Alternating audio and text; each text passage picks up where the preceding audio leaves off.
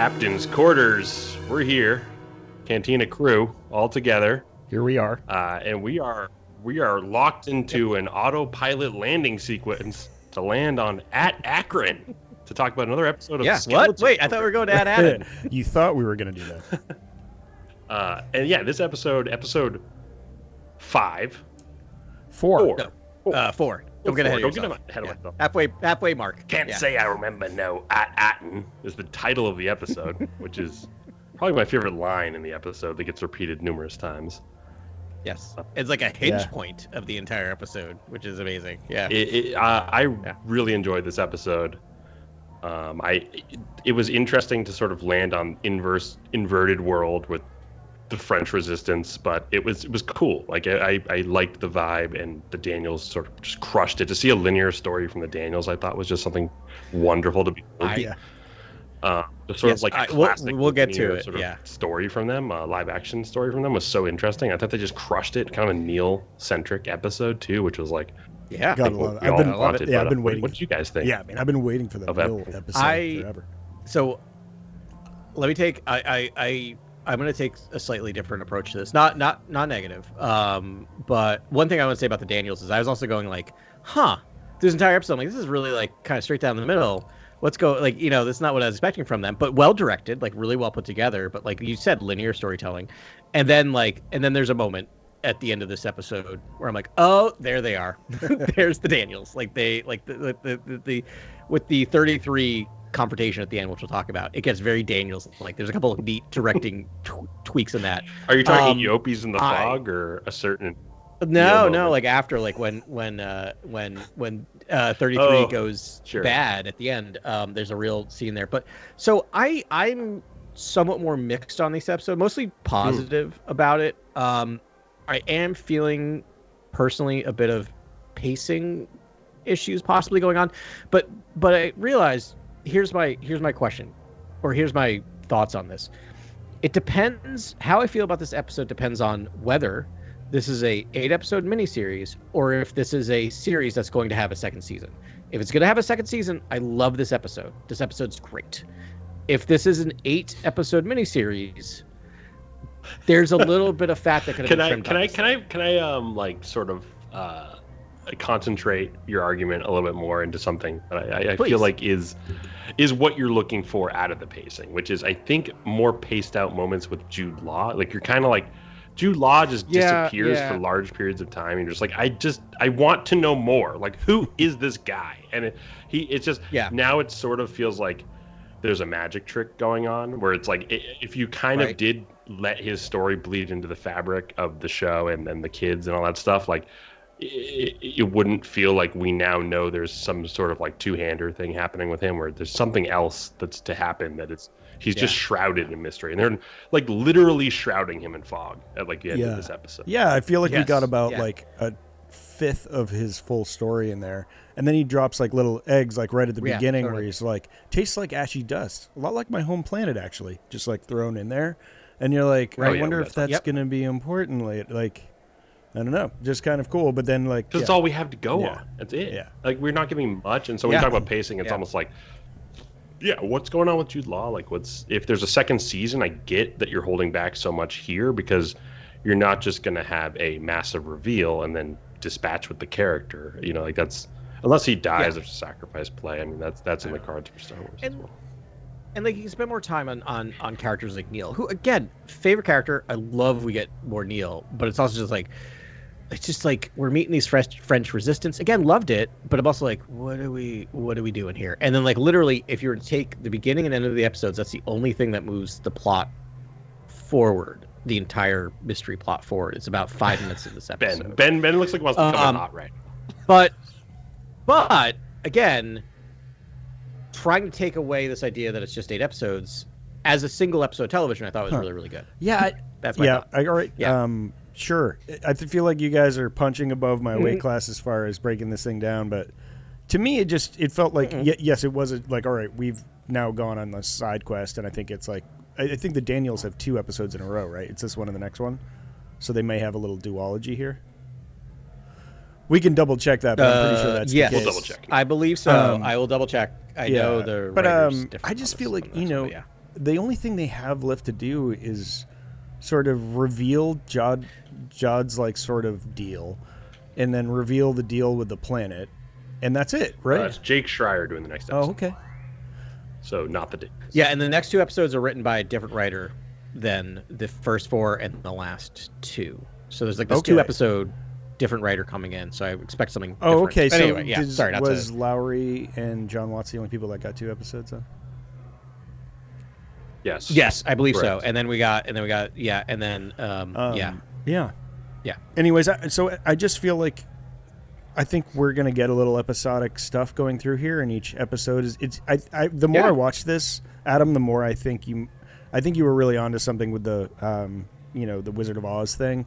It's not going to be literal because that would be boring, but I do think we're going to get that where sort of like each kid is featured, and then we as we travel through a couple more of these planets, I think, and then it's finally sort of the ultimate mystery is revealed.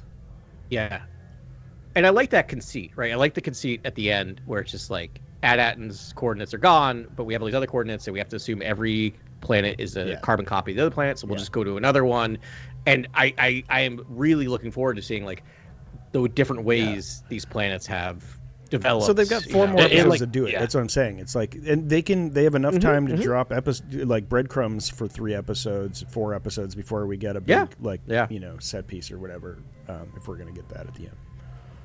Yeah, for me, every episode has sort of been establishing a pirate trope, and the pirate trope in this episode is that the treasure is a long-sought treasure, and SM-33 is actually, much like Treasure Island and other sort of pirate books. There's usually a pirate that had already been investigating the treasure before the current ensemble investigates the treasure, and it's sort of cemented that sort of trope in this episode, which I loved. That was actually my favorite part of the episode. I thought the French Resistance, just for the novelty of a French fling for Neil, was like a little bit like strange. Like, given that Ryloth and has been embroidered with French culture in such a wonderful way, and like you see Star Wars use that culture in a very interesting way, and then I thought this was a kind of like just a sort of base way to use the French culture. But that's just my own point of view. It's also like the other thing that I was kind of rubbing up against a little bit about this, and this is simply because with the subject matter I teach and the fact that I had to listen to 2 weeks ago, I'd listened to 5 students' presentations about human trafficking and children soldiers. That I was just watching this going, we're dealing with a kind of a big issue here, somewhat lightly, that we're like putting kids into like, and there's no blasters actually fired that I remember there's no confrontation, nothing ever happens. So I was expecting it to be like a Star Trek thing where they don't actually fight, like they pretend. It was like Charles de Gaulle, but child soldiers. Yeah. Just to me, I was like, this is, I get it. You're going for the classic liberté, resistance, like sort of storytelling. I get it. Like, I get it. It's great. It's actually what Star Wars is. It's the blood of Star Wars. You think you're kind of, what you're doing is you're actually pouring back out the blood of Star Wars.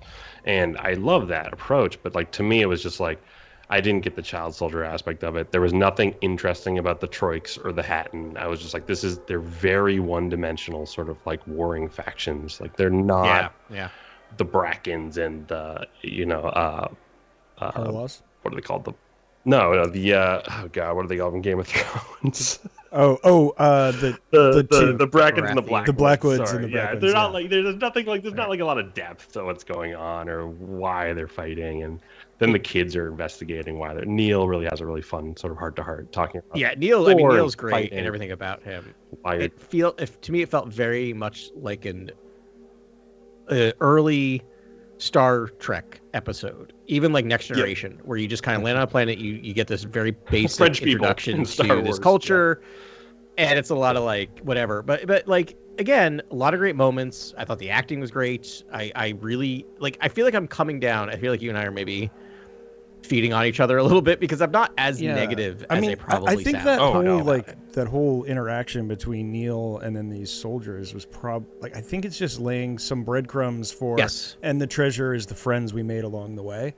Like, and I think that's the only purpose it served. That's actually what's happening. Right, and that's just going to be it. I mean, but that's to say that's happening and that's well and good. I'm just trying to like jump onto the overarching the room and breaking this and what the show is and what this episode needs to be. I'm sort of on that deep elemental angle, whereas what the show's doing is great for the kids. Like I can't even like applaud these kids more than I've been doing on this coverage, because it's like they're so good. They're really great. There's great breakdowns and incredible sort of character development between Wim, Fern, Neil gets like such a fun. The fact that it's a episode. child actor in a suit is really impressive to me.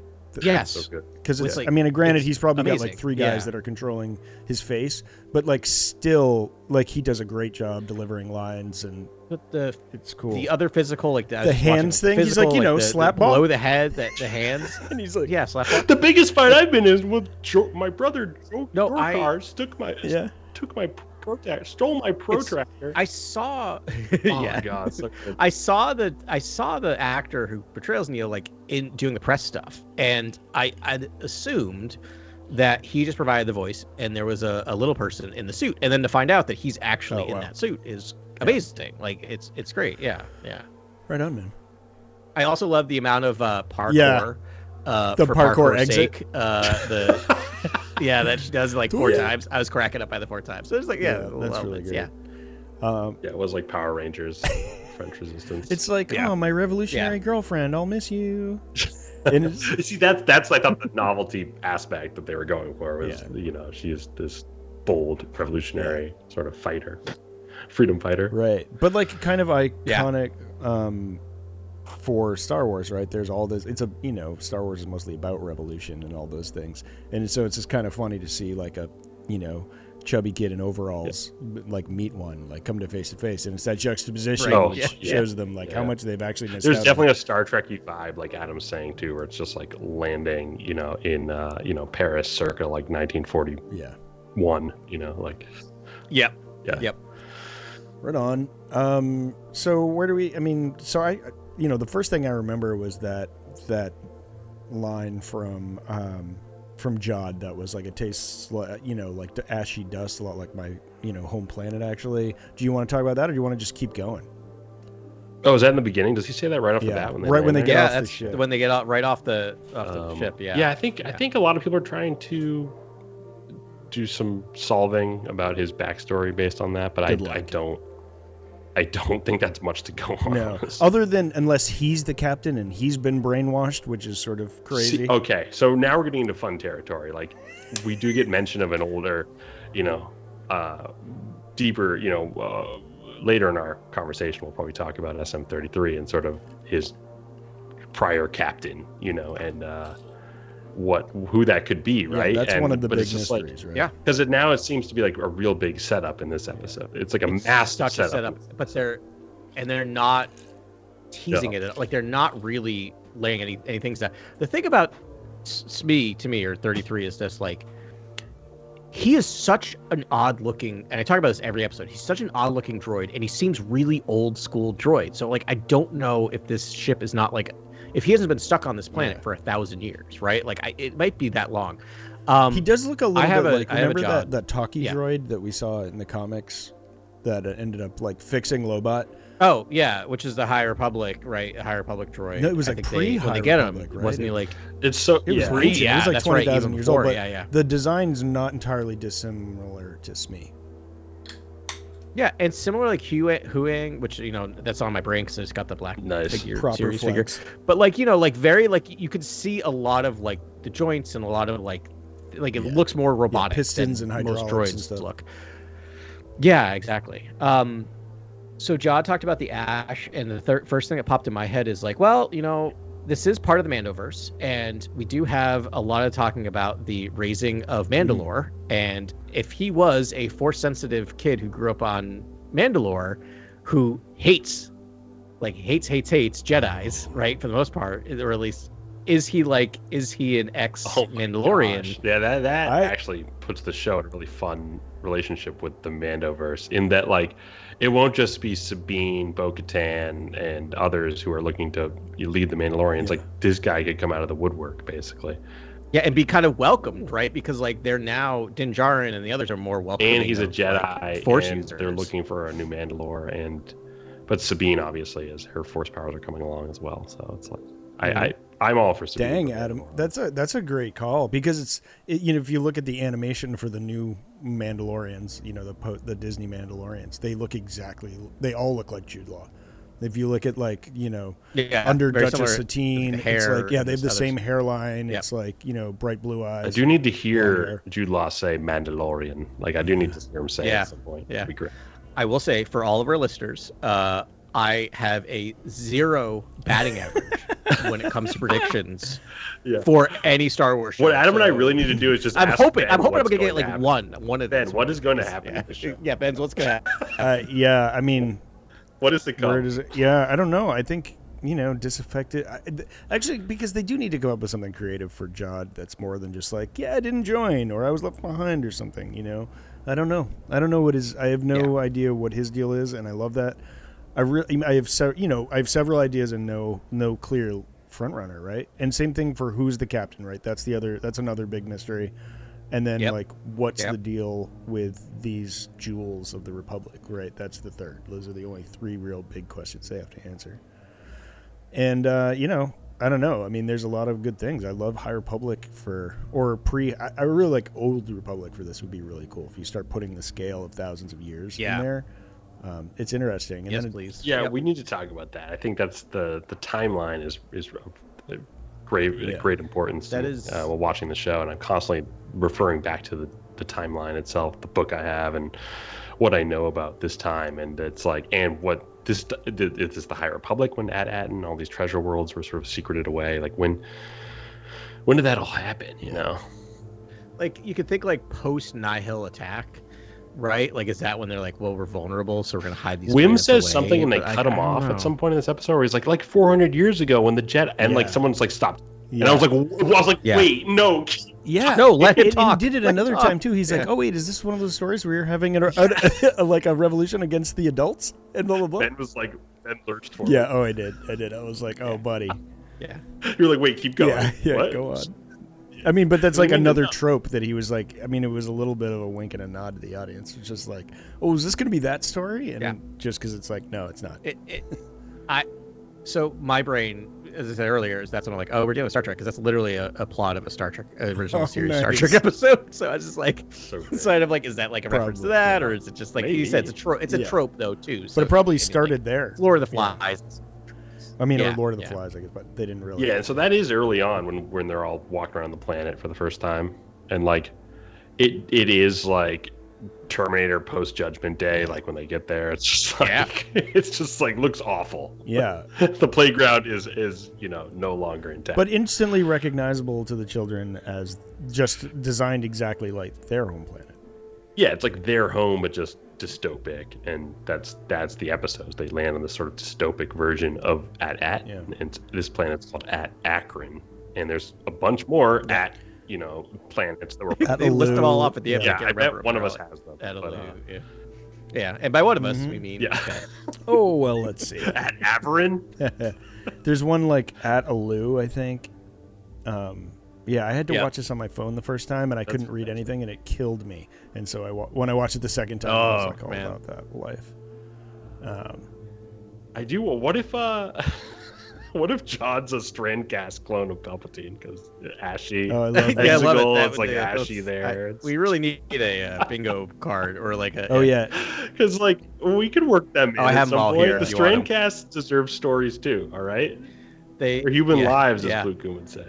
Do you want the names? So it's At Achraan, At Akoda, At Aravan, At Arisia, At Attin, and then At Tayu. All right, if we're to go to one other than At Achraan, which one are we going to?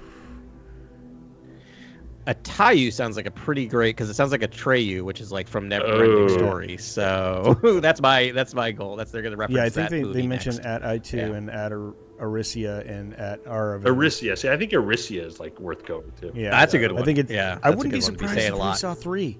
Like, wouldn't it be? Okay. I don't know. I would just if we we go to the next one and they strike out again, like because they'll each have surveyors towers, right? Yeah, or they have the same tower. And, I mean they have to. They're carbon copies. It seems like they really set these. So then At Attin's coordinates will just be at one of the other At planets. If they can just... Yeah, that was the thing where I'm like, I had to remind myself these are kids. they are still learning. But when they're up to like, what are we gonna do at the very end? I'm like, you're gonna go to one of these other planets. Yeah. What are we doing? What come on, kids. What do we do now? Come on. Oh, Come on, figure it Fern. out. Like, We're gonna have to have a Fern conversation at some point too.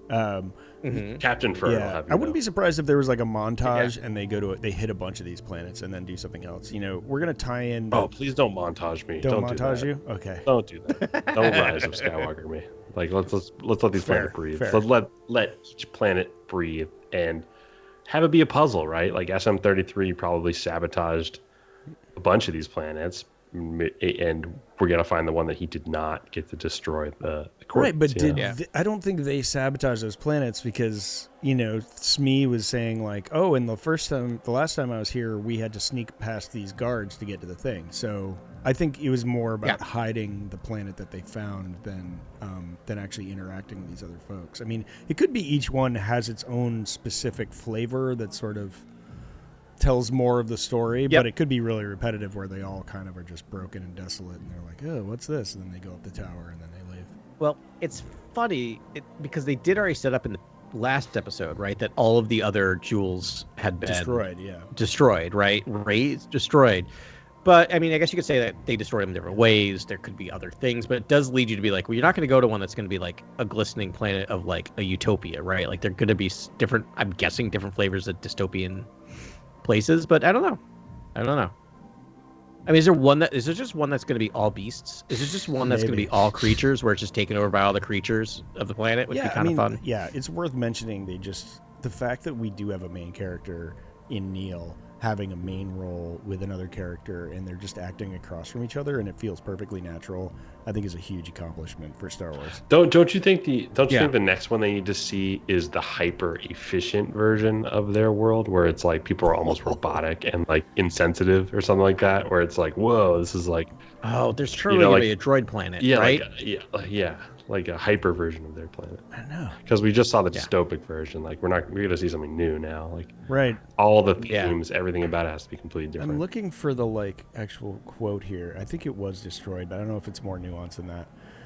But yeah, I mean, but destroyed means destroyed, right? Yeah, like, everyone being every like walking, mobile, platform on the planet could be robotic and droid, like it could be no living beings on the planet. It's just everything's a droid. Yeah, and that's home planet of the droid Gatra. That's Cantina Chronicles bingo right there.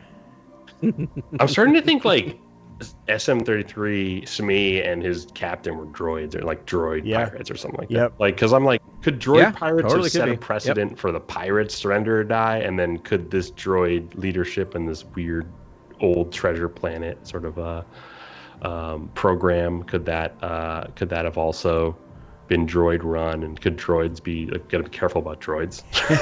I don't know. No, there's something there. There's something there for sure.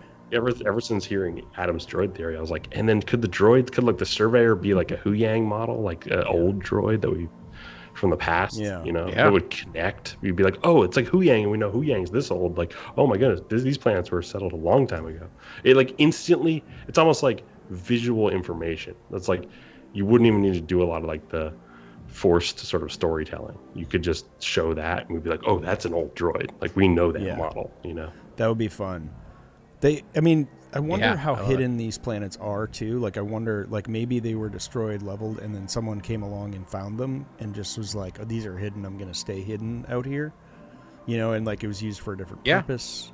I don't know. You could do, if that's the case, you could do all sorts of things that just like took over the planet because it was hidden and did some wild stuff. Right. I mean, the planet didn't seem to have like any type of shield around it, like At Attin has, right? So you're right. It's like people could have discovered it. It did look like it had like old shield machinery that was broken in space around it. It was tough to tell what those were, if they were lasers or if that was the old shield that was just like broken down. But it did look like the old barrier, and there's a lot of comparisons to like Fallout and Silo and these sort of like vault or repressed society sort of stories that are on streaming right now.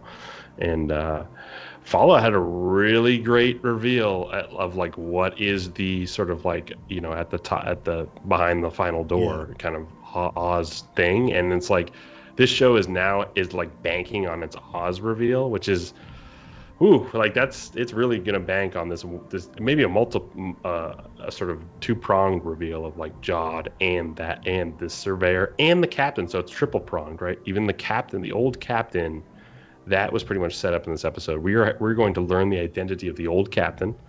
We're going to learn who and what the surveyors are, and we're going to learn who Jod Na Nawood is by the end of the season. Yeah.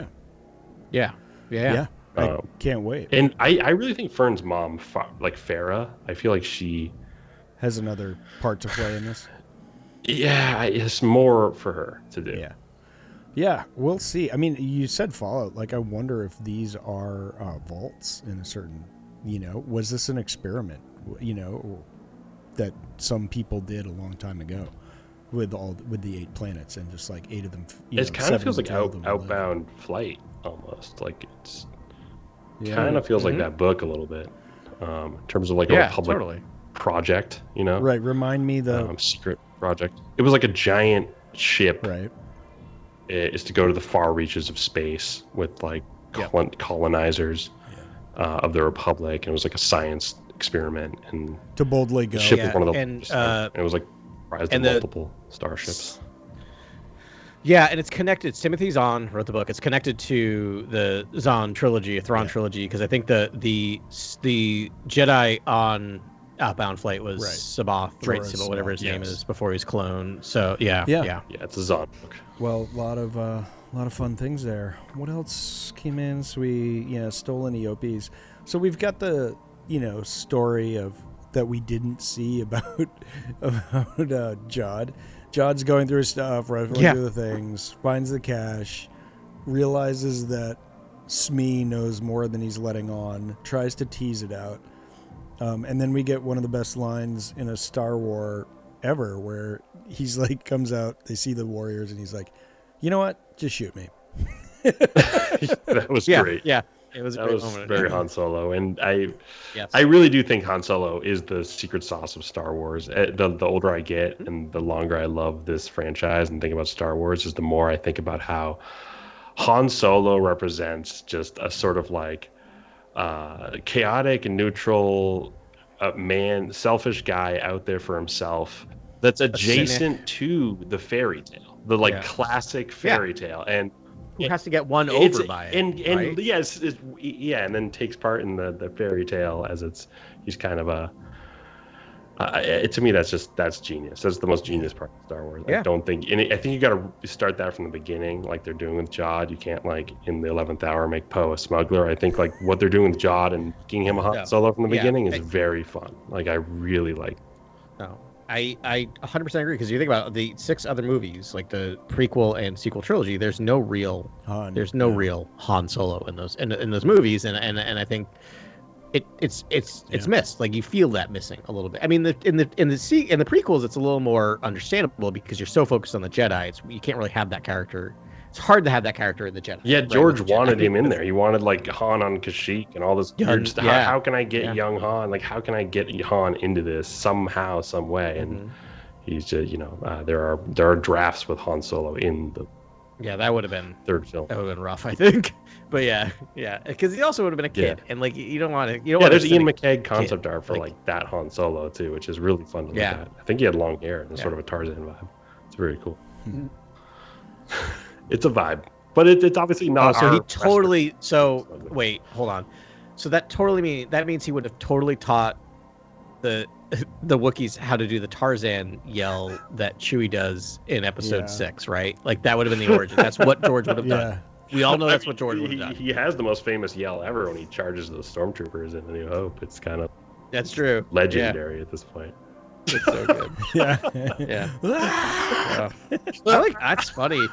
All this talk is like, and I don't normally say this, I'm feeling real like New Hope vibes, where I'm like, I might just in bed might watch like the first hour of A New Hope, like, and I don't normally do that because that's the movie I've seen the most, and I watch it when I'm watching a series, but I've never, very rarely, even though it's like on like either number 1 or number 2 on my list, very rarely like I'm just gonna watch A New Hope. I just don't do that really. So, but I'm feeling it now. Whenever I watch Rogue One, I'm like, I'm gonna run that back. It just, that makes sense. Roll right into like, it. Yeah, it's just like the Rogue One ends on a note that's like kind of a dissonant cliffhanger, and then like A New Hope resolves it, and like, all right, there we go. That's what we need. Yeah.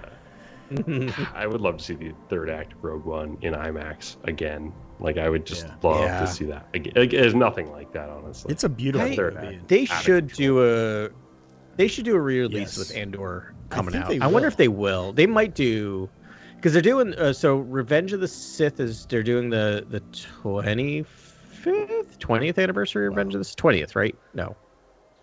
Yeah, 20th anniversary of Revenge of the Sith that's coming out in May. I think they're doing another re-release, which we can all go to, but I don't know if we need to because we already sat through the marathon. How about this? A creative sort of double feature that's the Andor finale and Rogue One. Andor ends. Yeah. It's like a creative sort of fade to black. Rogue One, bang, it like starts, and then I think I read that. And then we do all the credits for both at the end, basically, and sort of this fun that makes sense. Stitched together thing. Yeah, that would be so fun. I'm definitely. It's, whenever Skeleton Crew ends, they prompt Andor, probably because it's like the next thing that's happening, and I'm just like, no, not yet. I'm like waiting to do my rewatch. I know. I'm like, hold your boat. Like, yeah, exactly. Carly are like, should we just start? No, we gotta wait. No, we gotta wait. It's too soon. But it'll be worth it. Yep. Have to finish Black Doves first, then maybe the Penguin. Right on. Do you think there was anything else to that Jod Na story, or we got it? It just happened off screen, I think it's a lie. I think he's lying. I don't think he just gave them credits. I think he kept those credits. Oh, I like this. I think he kept those credits. Oh. I think he Jedi mind tricked the leader of that group. This take. And then sent them on their way had them leave the Eopies. That's funny. That's such a good point, because I'm like, what?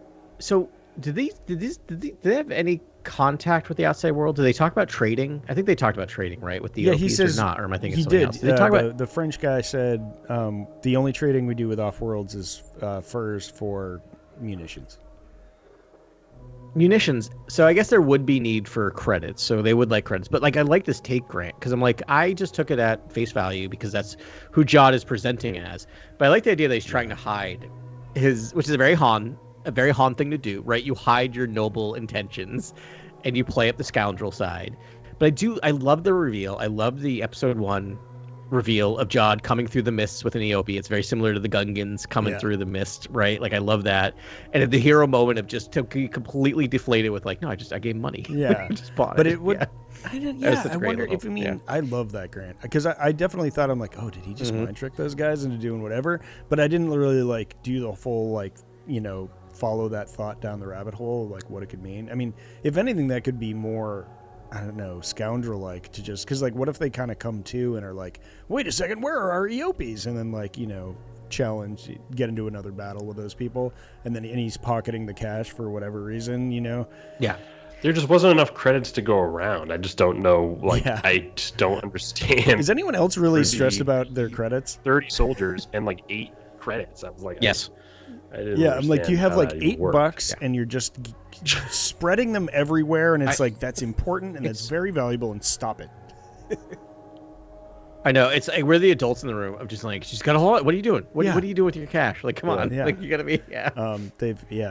But that was funny. Seeing Eopies back in Star Wars was always a blast. So. Yeah, and horned Eopies, so they iterated on it to me, be like, no, these grew up on a different planet, so they evolved in a slightly different way. Yep. Is that so much to ask? Way. That's so great. It's so great. There is I don't want to actually comic book store guy anything in this episode, because I hate doing that. But you do. There is a guy who's in the French Resistance and the Troik who has a mud jumper hat from Mimban, like a helmet from Mimban, and I was like, that's okay. They said trading, I guess that's the out, but stop. So Adam, ammunitions, right? The mud jumper helmet to me is like, okay, I guess time's gone by, the barrier's been broken. Okay, never mind. You solved it. You kind of solved it. I don't think it was. I don't think it was accidental. It was too front and center, and all their helmets. I think they could be stormtrooper helmets with the faceplate missing. Like, they all kind of have sort of the back of the helmet thing. I mean, I don't know. There was a lot of designs. Yeah, a lot of them look like Death Star. What's it called? Death Star Commander, guys. Or there's a lot of different ones. And when they showed the Mim Bomb, I don't think that was just a wink to the audience. I feel like maybe it could be. Well, it like places it I in think time, you're right, but I guess but- the trading is the out. I trading thought is that the the thing. world was still sort of a secret world where no Yeah, one. and we're Well, are talking these about- people original dwellers of At Achraan, or are they people that landed here later? Like, how did these people get Yeah, here? I mean, yeah, good point. Time's I gone don't know. by. That's a good question. The Yeah, that's a barrier really is good not question. up anymore. Right. Yeah, okay. I talked myself out of that argument where I thought that like I that do sort that of broke all the the time. timeline or the timing for At Attin. I was like, oh well, then At Attin can't be older than the Empire. Yeah, but that, by having But helmets At on Attin's Achraan. hidden, and we don't know how long. yeah, there's always a way. But then I guess the trading is the way out for the dialogue. Yeah, it's good. Yeah, and I wonder if there's more Yeah. to that. Like, I wonder, like, if there was a group of like Imperials dispatched to that planet or found it, and they all got like murdered and like Yeah, probably taken out by the Hattons or the right, Troik or and then something. the Empire fell and everyone forgot about it or something. Like, you know, it could have been anything. But yeah, It's just a war-torn, resourceless sort of planet. Like Yeah. you wouldn't be seeking it out. I mean, that's kind of a fun thing to just Yeah. insinuate. It's just like, yeah, the Imperials went there and just got murdered, and then they just like It is reason all cool. this Like if stuff, they're you if, know? Oh, if you're already yeah. putting a mud jumper helmet in the story, it's like to have a little aside that's like some Imperial something. That would be so delicious for us, but it's fine. It's, I think they're going to surprise us with how much they give us. Like, as much as I'm like, well, it just makes sense to sort of hop planet to planet here, they're going to make it more spicy than that. Whether it's like reintroducing the pirates into the situation or, I don't know. I think I'm looking for some zest. Yeah. I'm I looking mean, for some we zest. haven't Yes, I seen want the last some- of Brutus, you know, but like right? some stuff Like, we're not yeah. expecting. Like if it just becomes episodic for 3 episodes of like, okay, next planet, okay, next planet. I mean, it could be funny. I'm sure they can find a way to do that in an enriching way, and everyone's going to be drastically different. But I don't know. I think they're not done surprising us yet. Because I've been surprised in every episode with just like so many small decisions, but you know, like we're talking about, and then large decisions as well. Yeah. Can I talk just for a second? I just want to give a shout out because I think it's really a good Star Wars trick where they love to take actors, well-known actors from other countries, pop them in, and so General Strix is like the actor is it's Mateo Kassovitz, who is a huge French actor. Yeah. Like really big in France. Like it does the show The Bureau, which Yeah, is it's I've good. heard very, very good things about. I kept meaning to do. It's like he did like 5 seasons of that. He was in Amelie. I was kind of reading over his stuff on Wikipedia, and I just want to take a side note here. So they talked about the fact that I remember the movie Sure. Gothica with Ethan Hawke. With Halle Berry. So I just want to read. I love Wikipedia editors. So this is someone who has a grudge against loves Gothica and has a grudge against people who diss it because it goes. This is the line, and it talks about all these stars and Gothica, a fantasy thriller. Start parentheses. Considered by some to be a commercial failure, although it grossed over 3 times its roughly $4 million budget. End parentheses. I'm like, Some that is Gothica someone- hardcore. Out brought there. to you by the producer of Gothica. I bet Adam Talk wins about- Jeopardy Sorry. with what is Gothica at some Yeah. point in his life.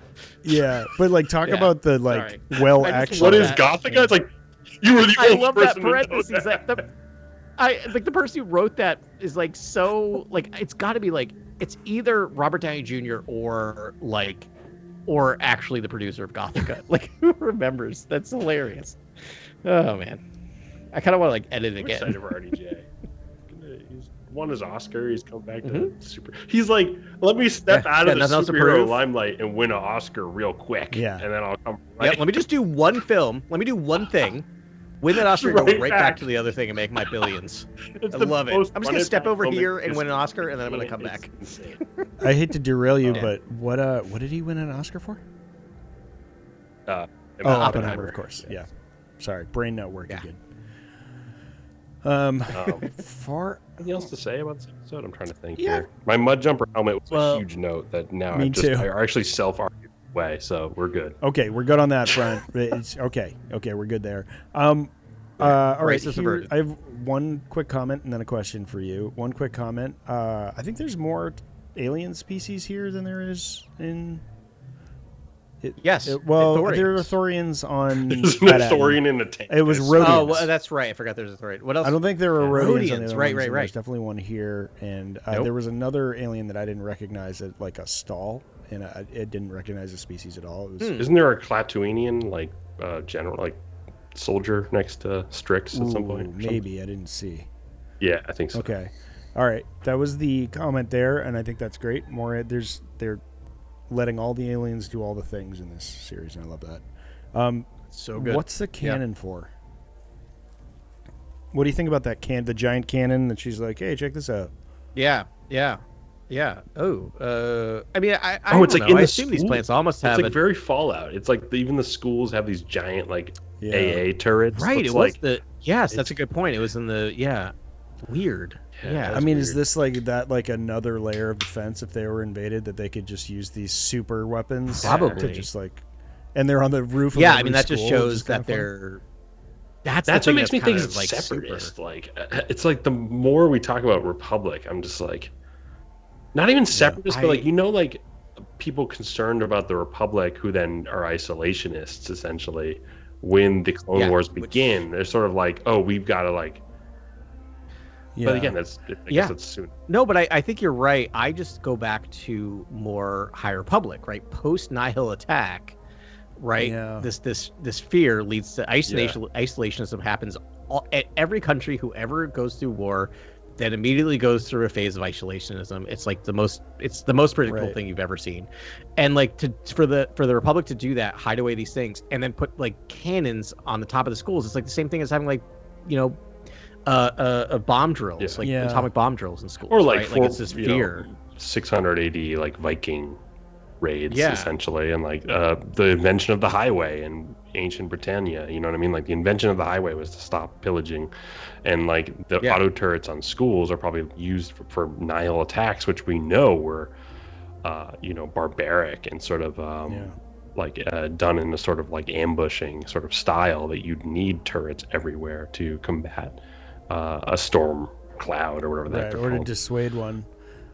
I got a little stuck on when you said the Confederacy of Independent Systems, Grant, because you've mentioned this many times, but now that I think about it, there was another small thing that I didn't make a note about. But when we first meet the Troik, or maybe it's the Hanan, they have a tank, and it looks a lot like a droid tank, right?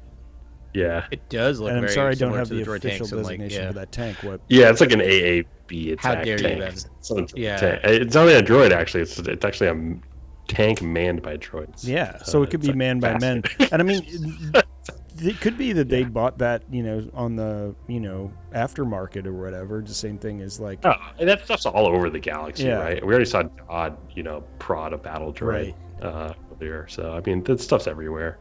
But to me, it's like as a Star Wars fan, I kind of wish there was some retroactive storytelling with the Confederacy of Independent Systems and like the Clone Wars. Like to me, I think the Clone Wars TV show is fantastic, and there's wonderful lessons in each episode. And I love the epithet at the beginning of every episode, and I love that show deeply. I think the Clone Wars needs an upgrade in terms of like exploration and elucidation of like what the trauma and the impact is of that war. Like I would really love a prestige streaming show that sort of like highlights the Clone Wars in a way. 100%. There's tons of room for it, which is amazing. And like a Band of Brothers, like we've seen the success of Brothers, Yeah. like we've seen the success of these shows that are in the theater of war and digging maybe into the politics, philosophy, and maybe some secret, operations.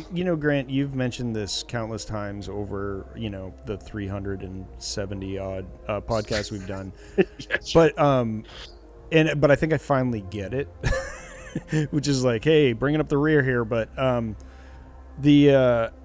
it's the backfilling that I think needs to be you're done. right, because it's like the actual. I do commend the like Filoni storytelling, because it's very Lucasian, and it's like there's good and bad and good triumphs and great, and it's like, but there's no room for nuance. It's almost like what you're looking for is a little more elevated storytelling, and you need a Rogue One, like a Rogue. That's what you're Andor thinking. It's like on the Clone Wars. Andor kind of opened that door where it's Yeah, just on the like, Clone well, we Wars, can really get into this, and it is a war and all that. But like, there's stories within stories, and I mean, you think about that arc where you had the rogue Jedi that was just like killing clones, the Ponkrell like arc, and like that was a little more nuanced, but it's still good versus evil, and like bad things happen, but this is more just like drilling down. And you're right, there's a lot of room there too. A lot there. And the other thing about the Clone Wars, which again, hard agree, love it, it's great, but it's its own thing, right? There's room for more. And the thing about the Clone Wars cartoon that the first time I watched it, I bounced off of it like 4 times. I had to keep like coming back to it, and then I did a rewatch, like I think pretty close when we started the podcast. I'm like, this is great. I actually like sat down, did the rewatch. I love it. But they're miniseries. They're not a collection. It's not a collection of a one narrative. It's miniseries arcs, which I love now. But like, you're not following the same characters. Even when you're doing the Ahsoka thing, you're kind of telling different stories. The timeline jumps around, especially Ben, you're in chronological order. Not chronological, which I have to do now because I've never done it before. So I agree. Like, there's room to tell one narrative story, like a long story that follows set characters right through the Clone Wars. I would take like a story that's both sides. Like, I would take a Clone Wars, like a Republic angle, like a North and South miniseries they did. It would be very interesting to sort of explore that war in a really deep and interesting way. Well, remember the comic series that they had, like the TIE Fighter miniseries that went along with the I can't remember, it was like Han Solo Imperial Cadet Recruit, and then there was also Imperial Cadet, and there was also like the X-Wing side of that too. Like, they did such a good job with like giving life to both sides. Well, both of those in the Alphabet Squadron did that really well too, right? Yes, thank you. That was the other one. But you're right. During that time period, they did sort of telling both sides of the story a lot in a couple of different series. I mean, I would love it for the Clone Wars, and obviously we're so attached to so many characters in that period. But I feel like if they're gonna do that, there's got to be a new war and sort of investigate it that way. I mean, I guess that's what Rogue One is, or Andor is, but I think, maybe you pick another war. I just feel like we've treaded over the Clone Wars so much that more, I mean, I'm not saying I wouldn't mind. I just think, but I just feel like that's a lot of Clone Wars content.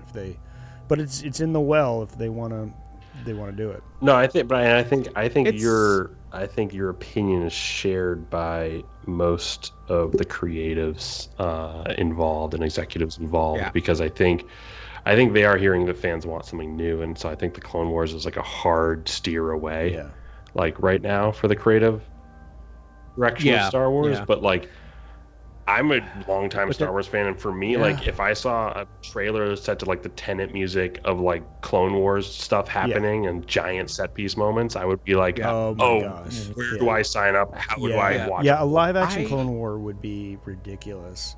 That's the thing. That's the reason why I think it would work, is because there's 2 reasons. One, there's a lot of people, like, so levels of like of readership, I think, is like comics, books, animated series, live action series, movies, right? Of like who actually watches it, from least to most actually engage with it. Video games are in there and too. There's a lot of video games definitely in there too. And I think there's a big gap between animated and live action. And I'm thinking of my wife in particular, who watches everything Star Wars does. Just does not have any interest in watching the cartoons, right? And, so that's and I think the whole that's a audience large that component you could capture, right? Yes, there's a huge audience there. And then the amount of online love, to the point of annoying me and almost not liking it, so much love for showing Anakin in Ahsoka, and showing him in like Clone War armor stuff. Like, I still see that every day on Instagram. Instagram. It's our holy grail. Like, Man, you can't lie and say but that like people love it. in the Clone Wars armor isn't like your holy grail live action thing. Yeah, that's peak Obi in a lot of ways. I mean, so I don't understand the argument to steer. I was gonna say, Grant, my experience online is like of the greatest sphere of Star Wars fans. They love the Clone Wars, and they're, especially in the video games, they want Clone Wars content more than anything. I really actually think that's a touch point. Designs for the Separatists are so good. Those designs are incredible. I love the angles and the architecture and the sort of droid design. I'm on board. We just need all the Wat Tambor, and then I'm definitely on board. Live action, just like a whole side. The only problem with the Clone Wars show is like the Separatist general is going to be some hokey, campy, like giant tarantula, and that's I'm in.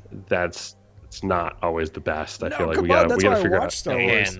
That's why I'm here. Yeah, like Admiral Trench is like a bit much for people. I think like to get the Andor, to capture those people that Adam's talking about, it's gonna have to be like a Band of Brothers, where like every character is really well thought out, and there's a lot of meticulous thought. You have detail put one into the Admiral separate... Trench scene, and the rest is just like All right, Ben.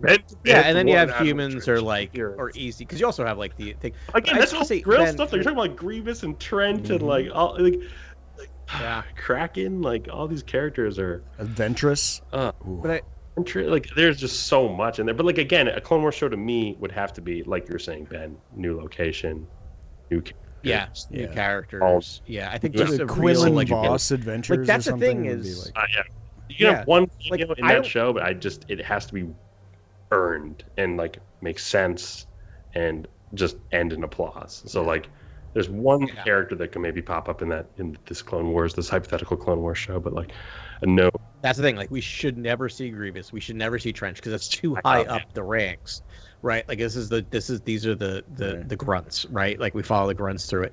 And I just kind of thinking about talking about like Trench and the other people is like I just also wanted to comment on the fact that kind of a little off topic, but Ben talking about well, we're talking about separate. Further off topic. We're good.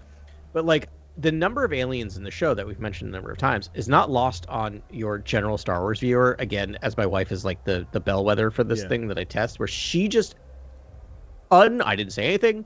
She was just like, I love how many aliens are in this show. Like, so even like any Star Wars fan who's not like us, who like completely like zeroes in and tracks these things, are really appreciative of that, right? Like she was just like the second episode, she was just like it was like the cantina scene for like a half an hour. It's great. Like, my wife turned to me and said, "I guess Neil forgot about his Furby love interest." And I was like, "Oh yeah, I didn't even think about that." Yeah. Can I also mention off topic a little bit, but I from last week, and I wanted to like do a corrections corner, or at least like we should own it, is we totally blew it on Crimson Jack. He's a Marvel character from like 70s, the original Marvel. He's the Marvel comics from he's a character from the 70s Marvel comic book series, the Star Wars. I went to a comic book store and asked a comic book gentleman who runs the store who that character is, and then they literally pulled out issues. So like, well, pointing at panels. Yeah. I got actually. So that's a old school Star Wars reference that we totally like. I can't believe it was the three of us. I never read those comics. I had no idea. That's wild. Yeah. He is also recanonized in current. There's been some mentions in the comics. Yeah, it's light. It's like light, like just a side note. So like deep that we all missed it. That is impressive. Yeah. That's a lore bomb right there. Yeah, right? We very rarely miss those things. Yeah, no, I swear I had never heard that name before, but it's so generic. Maybe we had and just didn't stick. Yeah, and it's also those things like, I think everyone's just like, it's not the same character. It's just it's just a coincidence, or he just took that name, right? That's just he heard the name once and said, "I'm gonna." It's like one of his like aliases, alii. Yeah, that's not a word. Well, to the New Republic, he's known as Crimson Jack, but is it like the Dread Pirate Roberts, where it's just like he picked up the mantle of Crimson Jack from Crimson Jack? Yeah, maybe Crimson. There's a lot of Crimson Jacks, right? Yeah, who why knows? not? Use that name over and over again. All right. Go ahead. I mean, I was just gonna say, it's cool to see Jod doing Jedi things, and like, we've talked a lot about Jod tonight, but I just feel like he's like he didn't have to save the kids, and he saved the kids, and I guess right. You're right. He's doing more Han Solo things where it's like he does have a heart of gold. He does care about people.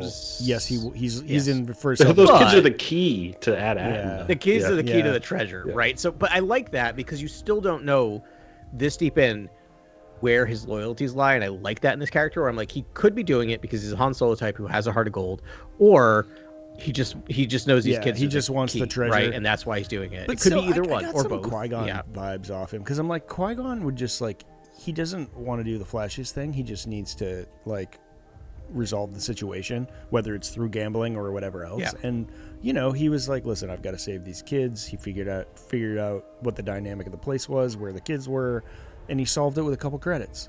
And it was like bing bang bong, came in, saved the day. That to me, that's like where Phantom Menace sings, is sort of like Jedi interacting with seedy underworld. And like, I love that piece of the Phantom Menace and what you're highlighting there. And it does feel like almost an inversion of that, where he is from the underworld and he is coming to interact with this treasure map. But in so doing, he's actually acting a lot like a Jedi sleuth or detective, right? Where he's sort of Jedi. That's what Jedi did. They investigated matters on different worlds, and it's essentially he's just doing a dark sort of Jedi plot line.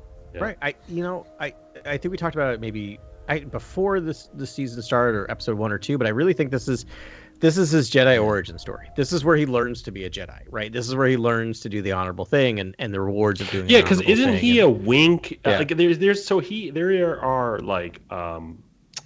there are sort of stand-in characters from literature that I'm failing to remember right now. But like there are certain characters I think he is going to end this series by like a wink and a nod, and like you can always do good and like skip away. Like I almost feel like his whole thing is like, even if you're not a Jedi, you can do good. Like it's always a choice. Yeah. And then he's just out there being like Peter Panning almost, and it's like, he's the pirate and he's Pan at the same time or something, and it's fun. It's like a hybrid.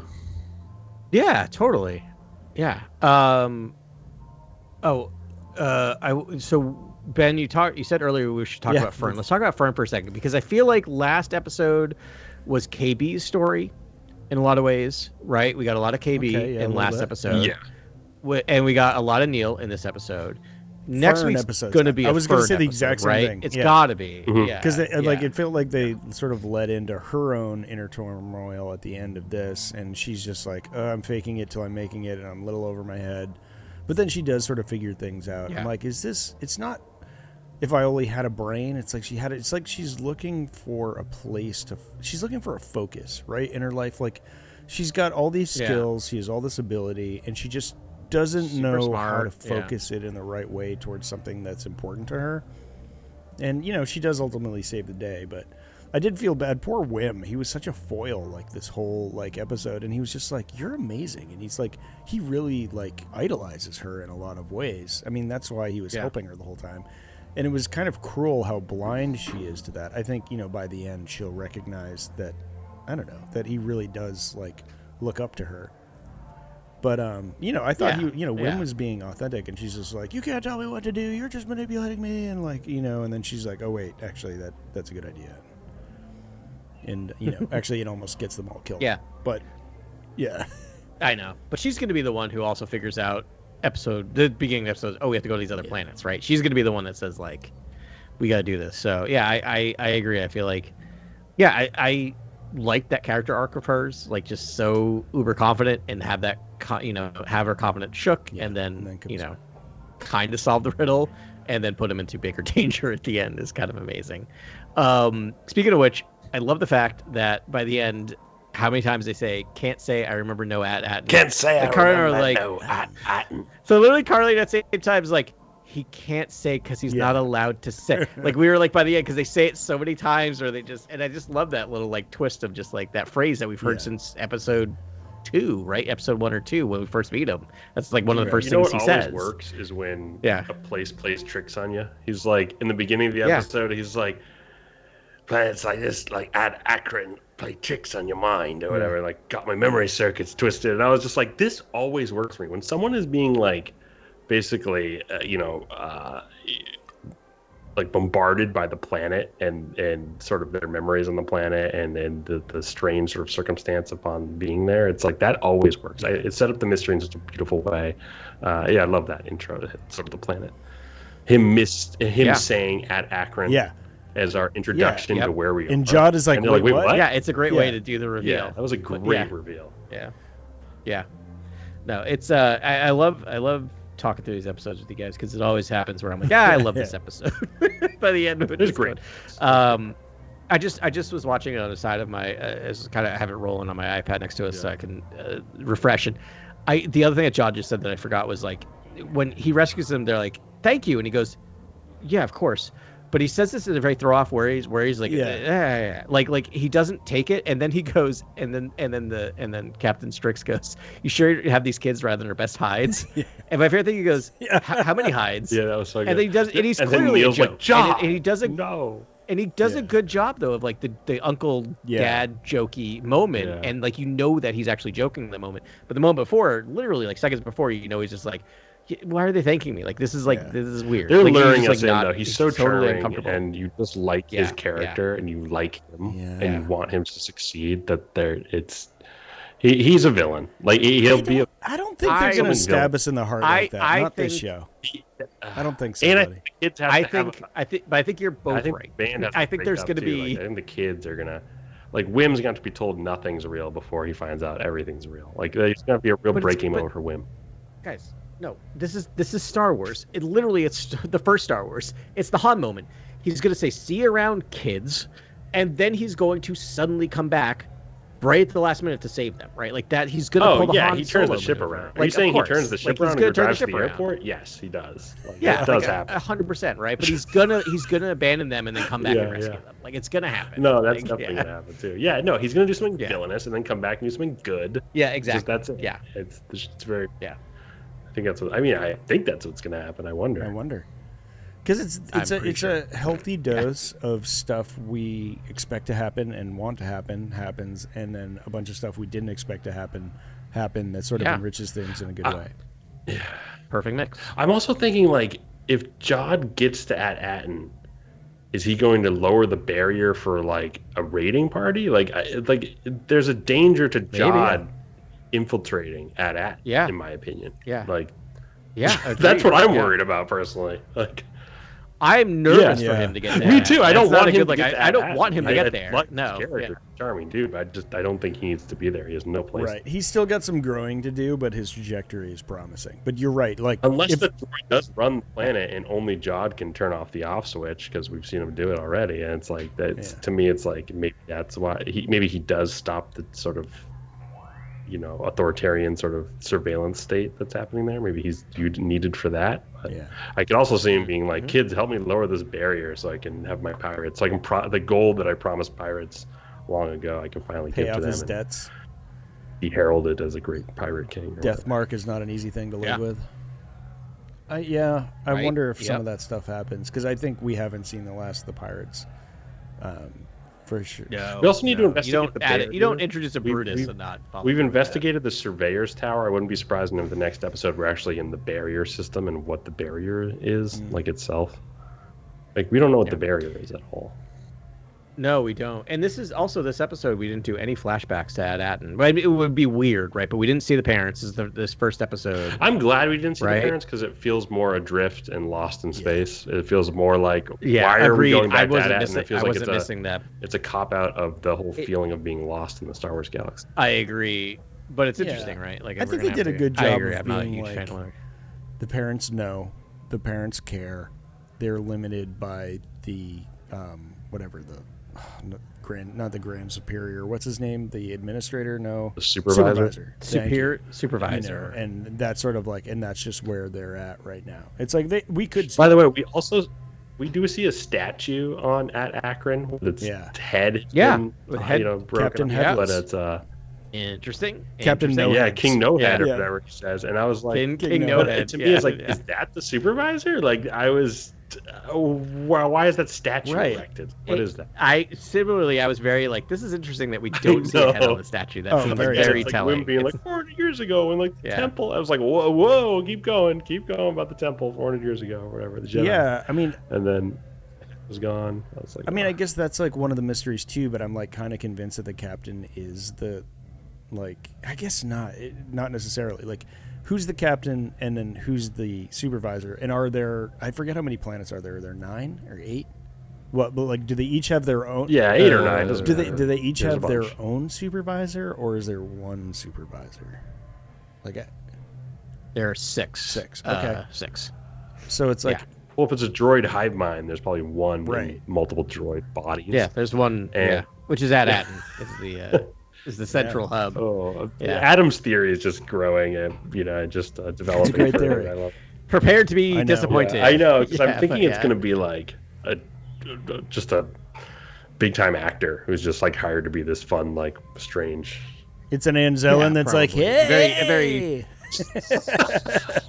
Because it is the Wizard of Oz, very right? Wizard of Oz. He get 33 to an Anzellan. Yeah, exactly, I was like, where is he gonna? They got to get 33 to an Anzellan to get to uncross his memory circuits, like to figure out what's in there. Like, either Fern's gonna like snap her fingers, wake him up, and get the download on the deets, or like they're gonna have to bring him to an Anzellan. I mean, I love the idea of like a primitive droid was the supervisor, and they like created this like whole, you know, I was created to make a utopia on 6 planets, and we did the thing, and it's like he's like, but according to my calculations, we couldn't make all of them survive, so we've reduced to just one, and like calculation something, you know, I don't know, like it makes sense, like, but because it's gonna be some like weird wizard behind the curtain, right? Yeah, I think so. I totally think so. My brain is flaking on me because I read so many different books constantly. Like, you know how I read my books. Yeah. I'm crazy. Like jumping between series. Yeah. You will read like the second of a series and then read the first of another series. Yeah, because I can't. Because I fall off series if I read them in a row. But there was it Dune? There's something else, but I'm wondering if part of me is like now is like, did they create these 6 identical worlds and did different experiments on each world? That's what I was saying with the vault thing. Is this the Fallout thing? Could be like, is it? Yeah. Oh, it's the Fallout thing. Yeah. That's where it was. That's they're taking it from Fallout. Thank you. It's just driving me nuts. I couldn't figure out. Yeah, Fallout did that, so they're probably not going to do that. Yeah, it would be a little. Yeah. It's Fallout. I love that part of Fallout. It would be a little bit too similar to Fallout, essentially. Right. Yeah, exactly. I mean, especially something so recent. I forgot it was so recent, or else I said it. Yeah, but I mean, it's in the cards, right? I consume too much media. I know. No, I think I consume everything, man. I don't know. Could be. The High Republic is a great precedent for these isolationist sort of planets that were, you know, sealed away to hide wealth because the Republic was in danger, right? Like the Republic was constantly being attacked by Nihil or whatever. But I don't know. Then I love the High Republic books are fantastic. I love all that stuff. It's just I don't know. I'm interested to see. I think you could do something even older. I think you could do. I think you could do something totally different. And they said Old Republic. Yeah. And like, I think they would say Name Republic. Because I think that is like a Renaissance sort of period in which you acknowledge. You know. I'm with you, Grant, for sure. I don't know. Like your Old Republic to me is. Luthen says the Kyber, we need Kyber from the Rakata invasion. Like there are touchstones to the old, you know, history of the galaxy, and I feel like why not? Why not do Old Republic and then set up a new timeline with them? But also, it's like you're trying to explain why Space Modesto exists, why that architecture exists, like why they know about Jedi. Like you're trying to explain all of this stuff, which is like it has to almost be a branching society that's my thought. Like it developed in parallel to the I don't know. It's going to be interesting to see. I mean, I did think that, like, you know, the barrier is very close to the storm wall, and I was like, oh, it could be repurposed storm wall tech that they, like, someone squirreled away. I agree. The barrier looks kind of Nihil. Yeah. When you see, like, the big... Yeah. And I'm trying to think, like, red lights. What was one of the Staros, right? Avon Staros was, like, one of the technicians on that. And the other one was actually that really flashy guy that I really like with the big fluffy... Greylark? No. Greylark? Not Greylark, no. No. Yeah, but I remember we've been too far away from the High Republic. It's like Axel something. There's so many it's not characters. Axel. It's the guy that has the big fluffy dog. And I know what you're talking about now. Oh my god. He's so great. Graf. Oh, he's a Graf. Zylan Graf. Oh, did that Let's go. There you go. Wow. Well done. Well done. Yeah, Zylan Graf. That's amazing. And like, didn't even know I just could see him being like, well, I'm just going to take this and create my utopian society and goodbye, like with his bajillions of credits and start something. I mean, like a Zylan Graf would be interesting. But I'm with you, Grant. I really think let's open up a new period of the timeline in the nebulous Old Republic and just start teasing out that area for people to sort of get a taste of what it could feel like. It's also like bring this to Disney World. Like it feels like you could easily sort of design a Tomorrowland that looks like this, like that looks like At Attin. That would be so much fun to walk through, and those houses are awesome. And it really is because it's got that mid-century modern, like post-futurist, like. Cool. Yeah, vibe that they had in those like early Epcot things. Are like, this is the home of the future. Yeah, So exactly. there has there's like a World's Fair element to that, right? To the whole thing, right? There really is. That's a good call. Like, oh, these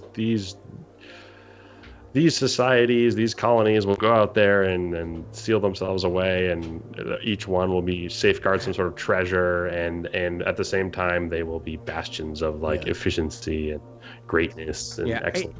I want to see. The other thing that's funny is like we talk about this is always with Star Wars.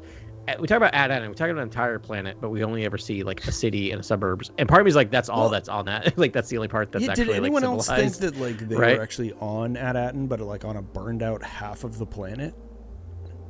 I was wondering that. I started getting nervous that there was time travel elements for a second, but then No, I was just wondering like geographical I thought maybe elements. the same. It's like they got back to At Attin, but it's like, oh, the other side of your planet is like messed up. Yeah, wiped out, and that's all happening. Like, how big is At Attin's community? Like, is it planet wide or is it like kind of small?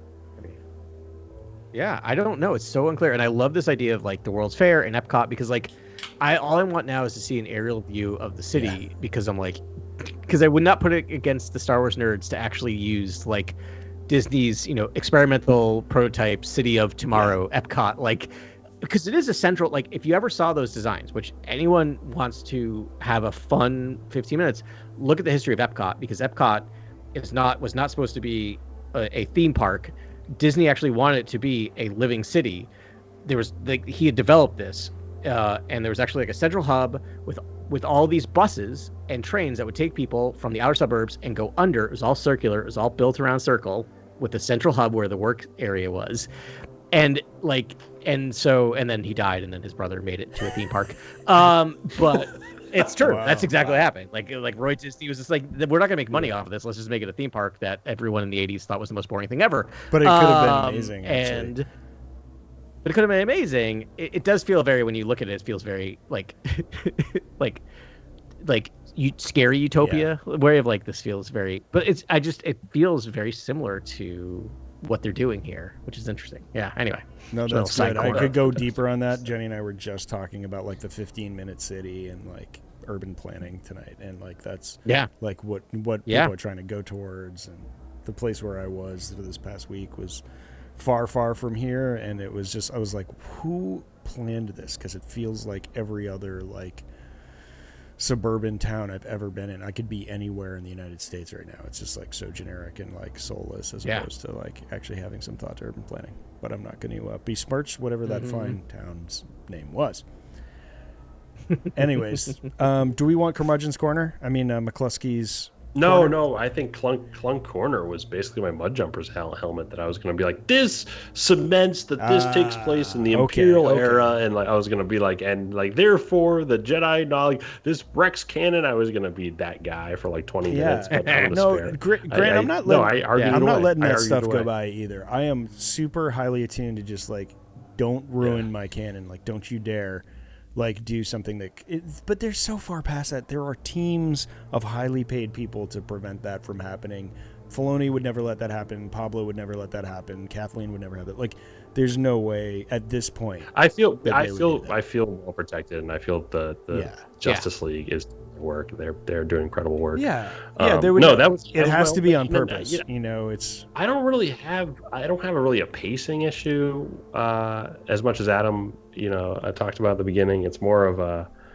I think you talked it out. Now we it always happens. Again, it's always happens with me. We like love it. 10 out of 10. No, it's same with me. We like this episode a lot. I think it's more of the Jod Na Nawood and whatever this is, because it just feels like it's few and far between that we get anything about him, and it's. So I'm worried. Yep. I'm worried that like a lot's hanging on this, and he is a ticking time bomb. He's a ticking time bomb, and we're just kind of waiting this out. And I think that reveal will tell me, should we have introduced some other elements of him earlier? Or, and so I can't wait to see what the ultimate truth is about him. Yeah, I'm feeling similar, and I think part of where it came in, I don't think I identified what we talked about. That's why I felt a little like disconnected from this episode a little bit, is because the person I'm most interested in is Jod, right? And he's just not in this episode all that much. However, this is a show that's meant to bring in younger viewers. So of course, we're going to spend the majority of time with the kids, who are all great. So good. And like, again, I just want to applaud. To have 4 child actors on the screen at the same time, and all 4 of them doing the work that they're doing as well is amazing. Like there's usually, I think back to the Goonies, I won't name names, but there's always one or two that are really hard to watch, right, in a group of kid actors, and all four of them are like, I can't imagine like how much they were like casting this thing going like, we cannot mess this up. We cannot mess this up. Like, there are some extremely watchable kids in Goonies too, though. It's there's so many, but there's a couple. Won't name names. No, but all these kids are just knocking it out of the park. Yeah. I am really surprised with the acting and just the blocking and sort of like how the kids are doing the action bits, and I love all that stuff. I think it's all really, really fun. The Neil fainting like meme. That was a good bit. Yeah, so great. That was going to be all over the internet. Anytime you can't make it to an event, it's just going to be the Neil fainting on the floor. Love it. Just giving up. Yeah, they're also great. KB is a dark horse favorite already. Like her tech really works. Of the kids, she's definitely the coolest one. She's like got the. She has all these tech goals, like. She does, and there are two moments of KB in this episode that I appreciate. One, when the blaster hits the headless statue, everyone else ducks down. She's just standing there. No big deal, guys. Is like trying to analyze it, and someone grabs her and pulls her down. And then Wim gives her a high five when they're doing training. Yeah. Did you see that moment where she doesn't know how to do it? And my favorite part of it is that she doesn't know how to do it. And then he turns away really quick, and she does this really winning, tiny smile to herself. And it's just such a moment of just like, she's like, oh, I'm a kid. Oh. Like that was fun. Like just a little moment of him. Yeah. Her being that was actually, I'm glad you brought that up. That was really endearing. And also, her going 4 for 4 on blaster practice, he was just like, this isn't hard. She's like, bang, bang, bang. That's going to rear its head again. Yeah. Like, she's going to have a blaster and smoke some people. Yep. Yeah, I'm like, if you're going to put anyone in the turrets her in that thing, put her. I guess, I also think Wim is great. Like, I think Wim as sort of like the first kid you could introduce to, and this kid who's kind of at the center of the journey, who kind of goes to the background in this episode, which was interesting to see Neil and Fern sort of take the foreground. He's just such a winner. Like, and on paper, that kid should annoy me. Like, that kid out of all the kids should annoy me. 100%. He should be annoying, and he's not. He's such a winner. Yeah. Him is like, check out this gun. And he, like, drags it out. He's like, blam, that was awesome. It's just like, all right. It was still kind of cool. And, all those, like, interjections of just, like, that Star Trek script, he, like, belted out. And then, like, he's just like having fun and doing his thing. And yes, he's like kind of an annoying little brother. He is the audience server. Well, he's got like that, and he's got that, and that infectious optimism, right? Yeah. Which is, Well, I think he's just like I think he's just doing really great acting in terms of reacting to like shooting a blaster spear and like, his trepidation. Like there's a lot with Wim that's just working, and like in any movie, any Goonies, any kind of situation here, this is kind of the kid who's the loudmouth, like, imagination over everything, like, thinking about himself and his own journeys and not thinking about everyone. And then, but like, he's actually has a huge heart. He cares deeply about Fern. He's like, they're doing such great writing with his character that's making him actually one of the most endearing characters. And I was like, this is great, because like I could see a bad version of this show where you don't have the right Wim, basically, and this kid's such a winner. Yeah, it wouldn't be watchable at that point, because you would just hate him.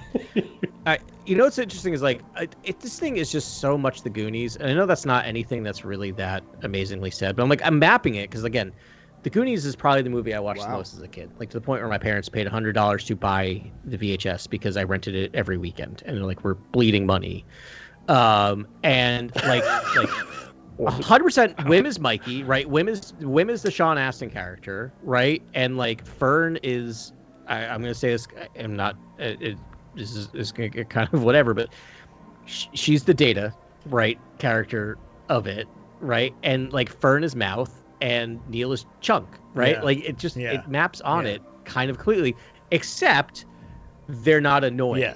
Like they don't make any of them like negative characters, because Mouth is annoying and Chunk is annoying and Mikey's annoying. Data's perfect. Data's perfect. Full stop. But like, do you know what I mean? Like, it's just one of those things where I just think it's interesting where like they found those same archetypes, but took down the 80s. Let's make kids also. It's like it's not 80s annoying kid. It's actually these actually endearing. It's actually fun. Yeah. Fun. Good stuff. The only thing I didn't like about this episode was that it was too short. I know that was your. I was considering that coming a mile away. More Ben. Star Wars. Yeah. More Star Wars, and that's a Ben problem, not a Star Wars. Like everyone else is like, oh, that was a great piece of thing that came out every week. But I just want more of this, and I want it down my gullet, and I want it now, and I want 6 hours of it. Let's go. You wanted a tiny bit more of like after they wake Neil up on the ship, like they go to their next. I wanted another thing hour and a half, bro. Like I wanted to just like yeah. My every is episode to be limitless. movie I length. just like want more. That's just That's why you need the Clone Wars show. I'm pitching you this. Let's Clone go. Wars All right. show. So 6 hour and a half seasons. episodes. Let's do that. Or 6 hour full hour long episodes. Hour long episodes. I mean, don't forget we're getting 12 episodes of Andor season 2, and as I remember, those episodes are big boys. At least they're usually closer to 45, aren't they? Because I'm looking at like what are they doing? The Dune show. They're all hour long episodes, and I'm like, yeah. I think that's the beauty of hour long with science fiction is that you can do all this process stuff, like that actually just does nothing for plot or character development. That's more of just like, here's how the world works, and here's a 20-minute segment where people have to move through a certain piece of the world in a certain way. And da-da-da. So Ben, you and I are complete opposites on this because like I love me like get in, get out, do your thing. Because like so we're watching the show Black Doves right now, which like highly recommend, super fun. But like it's a British show, which I love the British stuff. So it's 6 episodes for the season. That's great. But then I sit down to watch this thing, and I'm like, I need to know how long an episode is before I start watching it, because otherwise I start going, is this the climax? Is this the climax? Is this the climax? Is it like I do the thing? I do the Return of the King thing. Imagine that world. I can't do that. Like I know it would drive me nuts because literally it's an hour long show. I will spend the last 20 minutes of the show going, and credits. Nope. And credits. Nope. And credits. Nope. Like it's imagine just enjoying a show and going on to illness. I can't do that. And so, but like I watch Black Doves, and when they say this an hour episode, I'm like, oh god, like just committing an hour to watching an episode. And then I sit there, and this is a me problem. I sit there and go like, could have cut that scene. Oh my gosh. Could have cut that. That's irrelevant. We should take this off the pod because I want to talk about this for like a full hour with you, even though we both don't want to sit around for an hour doing anything, like we just said. But like, if you go an hour, and like if the payoffs aren't there, never again. I've wasted an hour of my life. Never again stamp happens, and it's just like the payoffs need to work. It needs to be full bodied, like a nice vintage. You know what I mean? Like it needs to be full bodied each episode, full bodied. Nice vintage. I got that.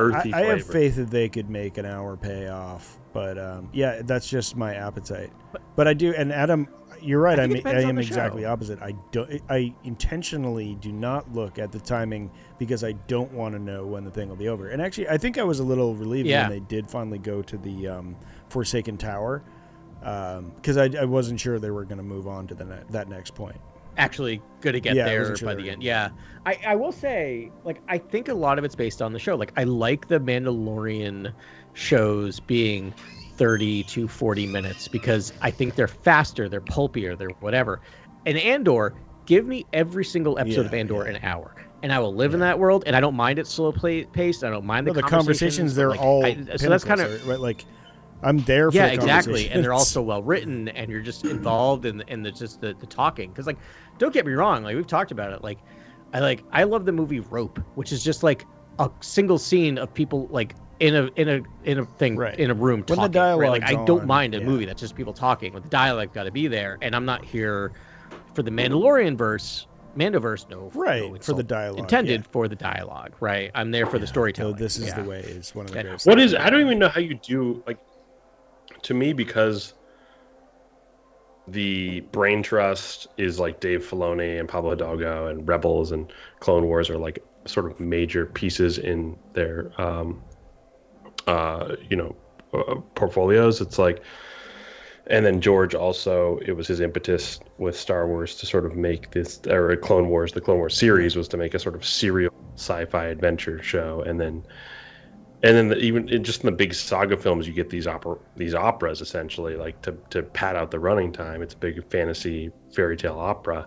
I just don't know what hour long looks like in Star Wars, like in terms of like making it satisfying. Like I guess Andor episodes ran like what 43 minutes sometimes. Sometimes up to 50. I think. Yeah. Okay, like that's satisfying. And it didn't. It didn't feel like it. Yeah.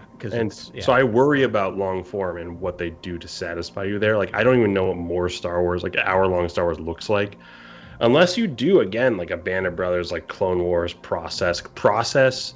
You almost need like a process padded sort of something that's in the galaxy, the war with the Nihil, I don't care, whatever you want to do. But like, to me, the Clone Wars is just sitting there. And like, lots of stuff that's situated in an hour is interesting. If you just do like bombastic adventure for an hour, I'm gonna be like, this is completely the juice is which is Mandoverse. You need the 30 to 40 minutes at most. And the thing, like, I don't want to go into a whole discussion about streaming, but one of the only things I really like about streaming, one of the things I've actually learned to appreciate is that, like, you're not beholden to episodes having to be 30 minutes or an hour or 22 minutes or 44 minutes, that you can let shows be as long as they need. So I remember watching Mandalorian the first season, and I still remember just going like, oh, this episode's like 25 minutes and this episode's 38 minutes, and like, I appreciate that of storytellers being like, we don't have to put padding in here to get it to 22 minutes, or we can cut a ton out. Like, I love that. I think that's good, and I think I will argue that I think Star Wars actually is doing how long these shows should be. There's a couple of episodes of Ahsoka that I particularly remember going like, I think some of them got over like 40 minutes, and I was just like, this is dragging to me. And then Andor's at like 45 to 50 minutes. I'm like, this could have actually been longer. Like, I feel like, I think it depends. Speaking of Fallout, I mean, that show does give you consistently like almost hour-long episodes. Yeah, and I didn't mind that in that show. And it was good. Like, that's what I'm saying. Again, that was processed though. There was like so much vault stuff, so much world process stuff, world building that was part of the establishing of that. Yeah, I mean, I think watching, the Dune show the name of it's escaping me right now. Dune Prophecy. Prophecy, right? Like that, I'm like, oh, all right, because I mean, Dune is essentially like, Star Wars is a derivative of Dune, but I'm like, oh yeah, you could do that, just like showing new locations, doing different, for me, it works as an hour long, show that just sort of goes on and on, and I could just see it feels like a Star Wars to me when I watch it. So you didn't feel like there was kind of like a severe quality drop off from like the Villeneuve, like the films? I do. Okay, yeah, because like when I watched the show, I was like, this is severe. Yeah, but different. I was like, this is dude. I still enjoy it. Like I'm hearing the story, and I can still just sort of like turn off that part of my brain and just sort of enjoy it. I don't think it's so like visually offensive. Like, I mean, Villeneuve's like the shots in that are breathtaking and like, you're not going to be able to replicate that. You're never going to get it, and it's just like there's a drop off there, but it's still pretty cool, and I'm just enjoying. No, that's cool. I enjoy the universe and whatever. I don't know. I have a tolerance for that sort of thing. But so in that vein, I watched the first episode and then I kind of fell off. But I didn't not like what I was watching. It was just more of like, I will watch it, but this is very different. Yeah. That's so funny. I just also read those books, and to me, like the books are so paramount in my mind that like it's like hallowed territory, because I imagine they were working off of Frank's notes and stuff like that to write those prequel books, and like it's pretty hallowed ground, and like I almost like it's almost like worse when you illuminate that territory. Like it's almost like better to be like you want to know more about the machine, like the Balerian Jihad, and you want to learn about the machines and why mentats exist. Like, and you gotta like go back and find these weird books, and they're also just not. They're just weird. And those books are weird. Grant told me how weird they are, and he was still underselling how weird they are, in a good way. But like, I was also reading this going, you can't do this in movies. You cannot do this or on television, and it's not because it's like unfilmable. Like, people will revolt in the streets if you do the things that they do in this book. You will, like, society will be like, no, this is unacceptable. I do not want to watch this. No, you can't do this. Like, you can't. Yeah. It is challenging. Yeah, it's disturbing. Yeah. The machines are disturbing in the book, and I like that. That's my favorite stuff. I love it, but it's like, it's a tough read. I'm a firm believer that like you need to watch the show before you read the book, because you'll watch a show, you will enjoy the show, you will read the book, and you'll be and then you'll really enjoy the book. So you will enjoy both mediums simultaneously. But Game of Thrones is like that, where the books are night and day. You're envisioning sort of different characters, except for the first season's almost like page for page. I know. I was shocked when I don't know that. Yeah, I guess you're right because they yeah, reshot the open to close. match the book. They reshot that open. 'Cause I think initially when they shot the first episode, it was not like the book, and then they like reshot that intro to like match the book and how Did they that is. start with the? They did start with the people beyond the wall. It was Beyond the Wall. I remember Yes. that. Yeah, Like, because I remember that's how the book because starts, and you're like, what? having never read the books, I remember watching that first episode and going, oh yeah, there's gonna be so much crazy supernatural stuff, and then you watch the next 10 episodes and you're like, yeah, it's like no, there's nothing, and then it gets there eventually in the first seasons. Like, but I remember, oh, cool. To speak to Grant's comment, I totally agree, because I was that guy. I was like, well, actually, in the books, they were like, and this person's not there, and they collapse. Yeah, you were book first and then shows. Yeah, and I hate myself for it. And actually, Yeah. Lord of the Rings, I did sort of both ways, where I like saw the first season, then I was like, I got to check those books out again, and then read them. And I think by the time, I think I had finished the series before Return of the King, and then I was blown away because I was like, oh my gosh! Like in that case, because Return of the King is almost like scene for scene the movie with the with the really book, is. and I was like, they're gonna show this, like, oh my gosh, and it was great. But I agree. Like I saw Jurassic Park first before reading the book. Yeah. And I love them both. And I feel like if I had watched I read the book first, I would have been sitting there in the theater going, what are you doing this? You cut so many of these things out that are great. And now like I can appreciate them both because I experienced the movie first. Yeah, that's a good point. That's a way to consume it. Yeah. I think. Anyways, we were on the topic of hour-long Star Wars. Like I just don't know what would. I don't know. What would live there? I don't even know what that show is, other than Andor or something. I think it's Andor. I think that's the answer. Yeah, right? Andor's there. I think that is what it is. Yeah. Yeah, we're just missing Andor. We'll get those long. They have format completely let him off the chain for Andor season 2. Seems to be all the reports is that like he is just. Let's go. They're like, just go cook, just do your thing. So I would not be surprised if we get, knowing how he's a storyteller, if we don't get an couple hour long episodes in there. It's so funny because like I saw the Superman trailer today, and I was Are we gonna do this? James Gunn does not have any like he has no one to say no around him. Like clearly, it is just unrestrained James Gunn right your veins. Yeah. And it's great. And there's gonna be some great stuff that comes out of it. And like I'm excited to see what happens with that. I love James Gunn as a creator. I love Guardians 1 and 2, 2 specifically. I love 2. 2 is so underrated. 2 is so fun, so good, like so wonderful, such a beautiful piece of art. I was shocked when people were like not responding to this, and we're seeing the theory going, "This is amazing," and everyone's like, "It's fine." Like, what are you talking about? Genius. Yeah.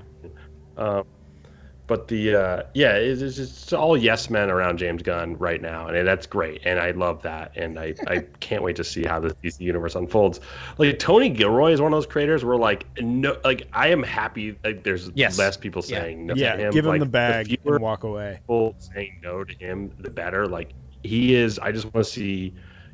Unrestrained, unfiltered Tony Gilroy. Like I want to inject that straight into my, brain. Can you imagine and if season 2's better than season 1? Like if they just let him cook. Oh, I mean, like kind of think it. Season 1 was like a perfect series to me. It is. It's going to be hard to be better, but I think what season 2 has going for it is the idea that it's really not. It's not one season. It's going to be, was it 3 miniseries, right? Or no, 4, 3 or 4. Is it 3 4 hours or 4 3 hours? 4 3 going to be 4 movies. 3-episode arcs. Yeah, it's going to be 4 movies. That's what it's going to be. Because if each thing's 40 minutes, you're at what 2 hours, right? 2 hours per. You're getting 4 movies. It's going to be amazing. Yeah, it's going to be great. All right, but this show's great too. It's just, it's only 30 minutes and so we could only talk for an hour and a half about it. I know. I find it ironic we're talking about how everything should be 30 minutes, everything should be shorter and we just passed the hour and a half mark, but whatever. That's right. Yeah. Awesome. Guys, this is so fun. I can't wait till next week to check out the next episode. We don't know what the title is. It's going to be great. Sorry, Adam, do you remember who the director is for next week? Yeah, you just said it. Jake Schreier. Jake Schreier. Who's doing Thunderbolts? He did and he did some other stuff. Robot and Frank, which is a great movie. That's why I got excited because I saw that he did Robot and Frank, which is awesome. Yeah, good movie, good independent movie, and and then we'll see his big screen premiere or his giant screen premiere with the Thunderbolts. Yeah. Okay. So, yeah. All right. Well, so you big have names, some homework. big names. Big names. Should be great. But thanks for hanging out with us at the Cantina like you do every week, and we'll talk to you next week. On what's the name of this show called again? It is Cantina Chronicles.